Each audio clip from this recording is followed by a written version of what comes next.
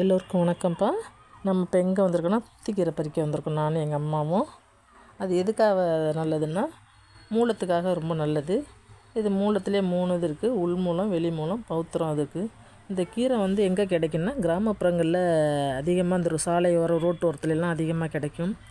இதோட பூ மஞ்சள் கலரில் இருக்கும். அதோட பாருங்க எவ்வளோ அழகாக இருக்குன்னு.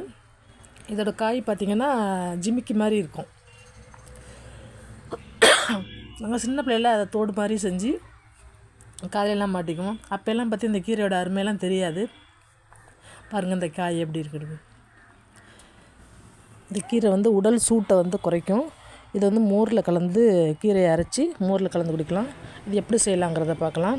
2 வெங்காயம் எடுத்து வச்சுருக்கேன், 2 வரமிளகாய் கிள்ளி வச்சுருக்கேன், கடுகு உளுந்தம்பருப்பு எடுத்து வச்சுருக்கேன், தக்காளி 2 எடுத்து வச்சுருக்கேன். இது எப்படி செய்யலாங்கிறத பார்க்கலாம். ஜீரக மிளகு கொஞ்சம் எடுத்து நுணுக்கி பொடியாக வச்சுக்கோங்க. இப்போ இந்த கீரையை நல்லா கழுவி அரிஞ்சிட்டு வந்துடலாம். இது நல்லா கீரையை அரிஞ்சாச்சு. இப்போ நல்லா அலசிடலாம். 2-3 கழுவிட்டு அலசி எடுத்துக்கோங்க. ஏன்னா அதில் பூச்சி தூசிலாம் இருக்கும். இப்போ நல்லா கழுவியாச்சு. இப்போ நம்ம அலசிடலாம். அலசி தண்ணி இல்லாமல் வடித்து எடுத்துக்கலாம்.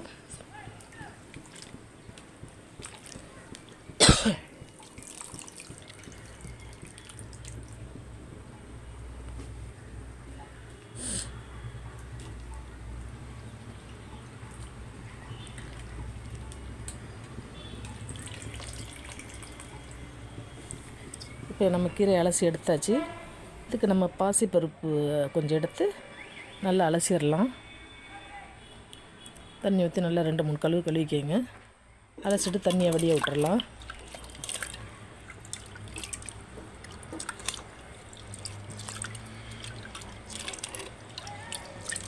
ரெண்டு மூணு கழுவிக்கங்க. அலசியாச்சு. நல்ல தண்ணியை ஊற்றி அடுப்பில் வச்சிடலாம். பருப்பு வேகிற அளவுக்கு தண்ணி ஊற்றிடுங்க. தண்ணி ஊற்றியாச்சு. இப்போ நம்ம அது கூட எடுத்து வச்சுருக்க வெங்காயம், தக்காளி, பச்சை மிளகாய் அதோடு சேர்த்துடலாம். அது கூட கொஞ்சம் மஞ்சப்பொடி கொஞ்சம் சேர்த்துக்கலாம். மஞ்சப்பொடி சேர்த்துக்கலாம். கொஞ்சம் எண்ணெய் விளக்கெண்ணெய் சேர்த்துக்கலாம். தண்ணி போதுமான அளவுக்கு ஊற்றிக்கங்க. விளக்கெண்ணெய் சேர்த்துக்கங்க. எங்கள் அம்மாலாம் விளக்கெண்ணெய் தான் அப்போல்லாம் விறகு அடுப்பில் தான் சமைப்பாங்க. அதனால் எண்ணெய் ஊற்றினா அடுப்பில் சட்டியில் வேக வைப்பாங்க. எதுக்குன்னு கேட்டால் அப்போ தான் பருப்பு சீக்கிரம் வேகும் அப்படிங்குவாங்க. அதுபோல் உடலுக்கு குளிர்ச்சி வேறு விளக்கெண்ணெய். அதனால் இப்போ நம்ம விளக்கெண்ணெயை கொஞ்சம் 1 ஸ்பூன் அளவுக்கு ஊற்றி மூடி போட்டு வேக வச்சிடலாம். ஒரு 10 நிமிஷம் வேகட்டும். வெந்ததுக்கப்புறம் எப்படி இருக்குன்னு பார்க்கலாம்.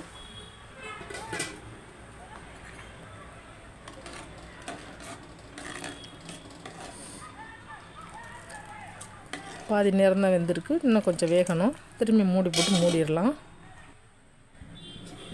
ஒரு 5 நிமிஷம் கழித்து பார்க்கலாம். இப்போ நல்லாவே வெந்திருக்கு. நல்ல பருப்பு கொலைய வேக வச்சுக்கோங்க, அப்போ தான் ரொம்ப நல்லது. இப்போ பருப்பு நல்லா வெந்துருச்சு. இப்போ அந்த பருப்பை வேறு ஒரு பாத்திரத்தில் ஊற்றிட்டு அதே சட்டியை நம்ம கழுவிட்டு திரும்பி அதிலே கீரை வேக வச்சுக்கலாம். இப்போ பருப்பை வேறு ஒரு பாத்திரத்தில் மாற்றியாச்சு. இப்போ சட்டியை கழுவிட்டு வந்துடலாம். கழுவிட்டு அதே சட்டி அடுப்பில் வச்சுட்டு எண்ணெயை ஊற்றிடுறோம். நல்லெண்ணெய் நான் ஊற்றிருக்கேன். ஒரு 4 ஸ்பூன் ஊற்றிக்கங்க. உங்கள்கிட்ட என்ன இருக்கோ ஊற்றிக்கங்க. அதோட கடுகு போட்டுக்கலாம். கடுகு, வரமிளகாய், கடுகு உளுந்தம்பருப்பு போட்டுட்டு வரமிளகாய் ஒரு 3 போட்டுக்கோங்க. கடுகு நல்லா பொரிஞ்சு வரட்டும்.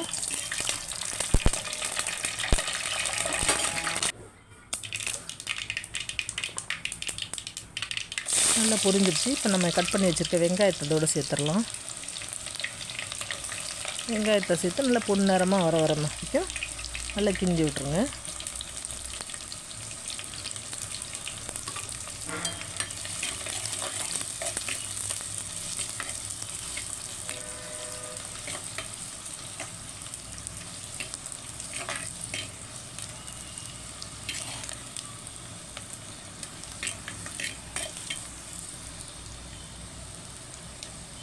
நல்லா வெங்காயம் வணங்கிருச்சு.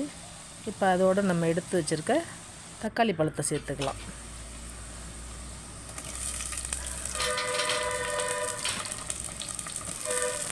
தக்காளி பழத்தை சேர்த்து நல்லா வதக்கி விட்ருங்க. இதெல்லாம் ஒன்றா கலந்து விட்டு ஒரு 5 நிமிஷம் மணங்கட்டும். தக்காளி நல்லா கரைஞ்சி வர்ற மாதிரி. இப்போ அது கூட வந்து தக்காளி கரையிறதுக்காக கொஞ்சமாக உப்பு சேர்த்துக்கலாம். உப்பை சேர்த்து நல்லா கிண்டி விட்ருங்க. உப்பு சேர்த்திங்கன்னா சீக்கிரம் கரைஞ்சிடும் தக்காளி. இப்போ நாம் அதுக்குள்ளே மிளகு ஜீரகத்துக்கு அப்படி நுணுக்கிட்டு வந்துடலாம். கொஞ்சம் மிளகு ஜீரகத்தை நல்லா நுணுக்கிடலாம்.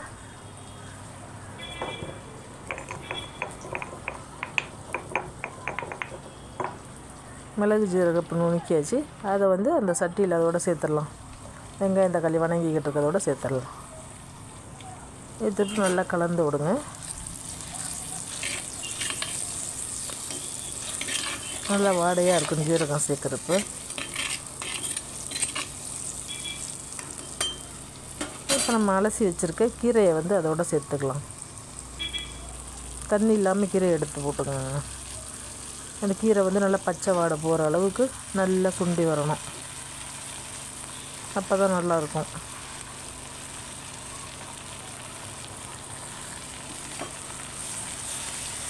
நல்லா வெங்காயம் தக்காளியோடு ஒன்றா கலந்து நல்லா வதக்கி விடுங்க. இப்போ போட்டிருக்க கீரை வந்து கம்மியாக ஆகும். நம்ம கிண்ட அந்த அளவுக்கு கிண்டி விடுங்க. அதுக்கப்புறம் தான் உப்பு நம்ம சேர்க்கணும். இப்போ சேர்த்தோம்னா நிதானம் தெரியாது. அது வந்து அதிகமாக போகும், இல்லை கம்மியாகும். நல்லா சுண்டி வந்ததுக்கப்புறம் தான் ஒரு நிதானத்தோடு உப்பு போட முடியும் நம்ம. அதனால நல்லா கிண்டி விட்ருங்க. பாருங்கள், நம்ம எவ்வளோ கீரை போட்டோம், இப்போ எவ்வளோ கீரை கம்மியாகி நல்லா சுண்டி வந்திருக்கு பாருங்கள். இந்த அளவுக்கு நல்லா கிண்டிக்கிட்டே இருக்கணும்.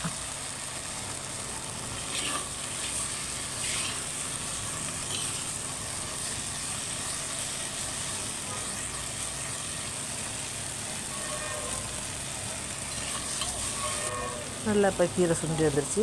இப்போ அதை ஒரு மூடி போட்டு இன்னும் ஒரு 5 நிமிஷம் அப்படியே வேக விட்டுடலாம். சிம்மிலே வச்சு கொஞ்சம் வேக விடுங்க. இப்போ பார்க்கலாம், வெந்துருச்சு. எப்படி இருக்குங்கிறத பார்க்கலாம். நல்லா தண்ணிலாம் இல்லாமல் நல்லா சுண்டி வந்துடுச்சு. அந்த பச்சை வாடையும் இல்லாமல் இருக்குது. இப்போ வந்து உப்பு கரெக்டான அளவுக்கு நமக்கு நல்லா கீரை பதம் வந்துடுச்சு. இப்போ நம்ம போடலாம். அந்த உப்பு போதுமான அளவுக்கு உப்பு போட்டுக்கோங்க. இப்போ நம்ம எடுத்து வச்சுருக்க பருப்பு அதோட ஊற்றிடுங்க. பருப்பை ஊற்றிட்டு இப்போ உங்களுக்கு போதுமான அளவுக்கு தொட்டுக்கிற மாதிரி வேணுமா, இல்லை குழம்பா ஊற்றி சாப்பாட்டில் ஊற்றி சாப்பிட்ற மாதிரியா என்னென்னு பார்த்துக்கோங்க. இப்போ நான் ஊற்றி சாப்பிட்ற அளவுக்கு நான் தண்ணி ஊற்றிருக்கேன். இன்னும் கொஞ்சம் தண்ணி ஊற்றிக்கலாம் அதில். ஏன்னா அப்போ தான் நம்ம இன்னும் கொதிஞ்சு வரணும். ஒரு 5 நிமிஷம் கொதிஞ்சால் தான் நல்லாயிருக்கும். போதும், எங்களுக்கு போதுமான அளவுக்கு இங்கே இருக்கேன். நீங்கள் உங்களுக்கு எத்தனை பேர் சாப்பிட்றதுங்கிறதுக்கு தண்ணி கம்மியாக ஊற்றிக்கோங்க. ஊற்றிட்டு உப்பு கரெக்டாக இருக்கான்னு பார்த்துக்கோங்க. இதை ஒரு மூடி போட்டு இப்போ நம்ம மூடி வச்சிடலாம். மூடி ஒரு 5 நிமிஷம் நல்லா கொதிஞ்சு வரட்டும். திரும்பி எப்படி இருக்குன்னு பார்த்துட்டு அப்புறம் வேக வைக்கலாம். இப்போ நல்லா கொதிஞ்சு வந்திருக்கு. சூப்பராக வந்துடுச்சு. இப்போதைக்கு நம்ம என்ன பண்ணுறோம், ஒரு பருப்பு மத்து நம்ம வச்சுருந்தோன்னா இந்த பருப்பு மத்தை வச்சு கொஞ்சம் மசிச்சு விட்ருங்க. எல்லாம் சுற்றிலும் அந்த கீரை கொஞ்சம் நைந்து வர்ற மாதிரி நல்லா மசிச்சு விட்டால் தான் அந்த ஒவ்வொரு இலையாக இருக்கிறது வந்து கொஞ்சம் நல்லா கடைஞ்சது மாதிரி கடைசலாக வரும். இப்போ நம்ம சட்டியில் வச்சுருக்கோம், இல்லை குக்கரில் கூட செஞ்சு சாப்பிட்லாம். குக்கர்லேயே பருப்பு கீரை வெங்காயம் தக்காளி எல்லாம் ஒன்றா வேக போட்டு அப்படி கூட கடைஞ்சி சாப்பிட்லான்னு. அதுவும் ரொம்ப ஈஸியாக தான் இருக்கும், நல்லாவும் இருக்கும், டேஸ்ட்டாக இருக்கும். இது நம்ம பருப்பு தனியாக கீரை தனியாக வேக வைக்கிறதுக்கு அது ஒன்றா செஞ்சு சாப்பிட்றதும் அதுவும் நல்லா தான் இருக்கும். இப்போ இது மாதிரி மசிச்சு விட்டோம்னா கீரை வந்து நல்லா திப்பி இல்லாமல் 1-2 நல்லாயிருக்கும். சாப்பிட்றது போட்டு சாப்பிட்றப்ப ரொம்ப நல்லாயிருக்கும். இப்போ நல்லா மசிச்சாச்சு.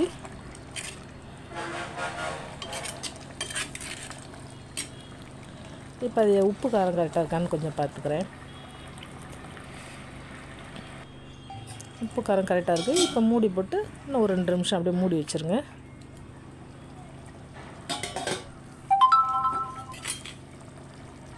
கீரை நல்லாவே ரெடி ஆயிடுச்சு. இதை வந்து இப்போ நம்ம ஒரு சட்டிக்கு மாற்றிடலாம். சட்டியை ஒரு பாத்திரத்தில் எடுத்து வச்சு நம்ம சர்வ் பண்ணிக்கலாம் எல்லாத்துக்கும். இது சூப்பராக நம்ம கீரை ரெடி ஆகிடுச்சு. இதே மாதிரி கீரை நீங்கள் செஞ்சு பாருங்கள். உங்களுக்கு பிடிச்சிருந்துச்சுன்னா லைக் பண்ணுங்கள், ஷேர் பண்ணிக்கோங்க, சப்ஸ்கிரைப் பண்ணிக்கோங்க. இந்த கீரை வந்து அதிகமாக கிராமத்துங்களில் தான் கிடைக்கும், டவுனில் எங்கேயும் கிடைக்காது. இது ஃபைல்ஸ் உள்ளவங்க மட்டும்தான் சாப்பிட்ணும் அப்படின்லாம் இல்லை, எல்லாருமே சாப்பிட்லாம். ரொம்ப நல்லது. இது அதிக தூரம் ட்ராவல் பண்ணுறவங்களுக்கு உங்களுக்கெல்லாம் ரொம்ப நல்லது.